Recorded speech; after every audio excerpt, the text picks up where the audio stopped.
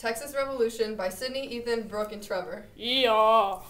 The Texas Revolution, or Texas War of Independence, was a war between Texans and Mexicans that started October 2nd, 1835, and lasted until April 23rd, 1836.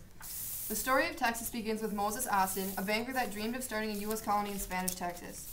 In 1821, Spanish officials granted Austin a huge piece of land, but sadly, Austin died 1 year later. Soon after Austin's death, his son Stephen Austin went to Texas. At the same time, Mexico declared its independence from Spain, making Texas officially part of Mexico. Mexican officials agreed to allow Stephen Austin to keep his father's land if he promised to only allow moral, hardworking settlers that would become Mexican citizens. By 1837, Austin had nearly 297 families, soon known as the Old 300.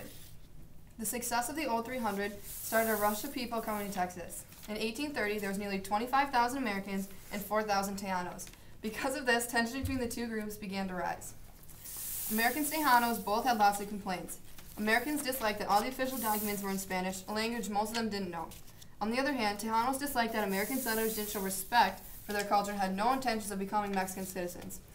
Mexico responded to these issues by closing immigration to Americans.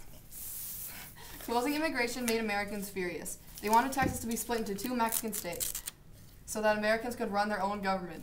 Stephen F. Austin shared his idea of having two different states to the head of Mexican government, General Santa Anna. Rather than responding in a polite way and thinking about what Austin had said, Santa Anna threw him in jail for promoting rebellion. After Austin was released in 1835, Texans rose up in revolt. By February 1836, Santa Anna had sent an army of 6,000 troops to stop the revolt. But still about 180 Texas volunteers, including 8 Tejanos, defended the town. Among them was Davy Crockett, the famous frontierman from Tennessee. The Alamo defenders watched as Santa Anna's army raised a flag that meant no mercy and demanded that they surrender. The Texans responded with a cannon shot. For 12 days, Santa Anna's troops surrounded the Alamo and shot cannonballs at them. Then at the first light of March 6, Santa Anna gave orders for the troops to storm the fort. The battle went on for 90 minutes. Then it was over. By day's end, every one of the Alamo's defenders were dead, and those who had survived were executed on the spot. After the Alamo, Sam Houston became the commander of the Texas Revolution Army.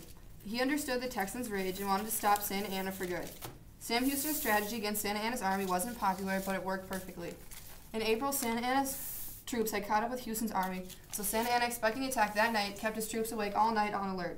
When no attack came, though, he told his troops to relax and went to take a nap. Late that afternoon, though, Houston's troops staged a surprise attack and shouted, "Remember the Alamo." General Santa Anna fled but was captured the next day. In exchange for his freedom, he ordered all his troops out of Texas. The Texas War of Independence had been won. Texas was known as the Lone Star State for its one star on their flag. Many people wanted Texas to become a part of the United States, but they stayed independent for 10 more years. In 1845, James K. Polk was elected president and Congress voted to annex Texas. Texas had become the 28th state.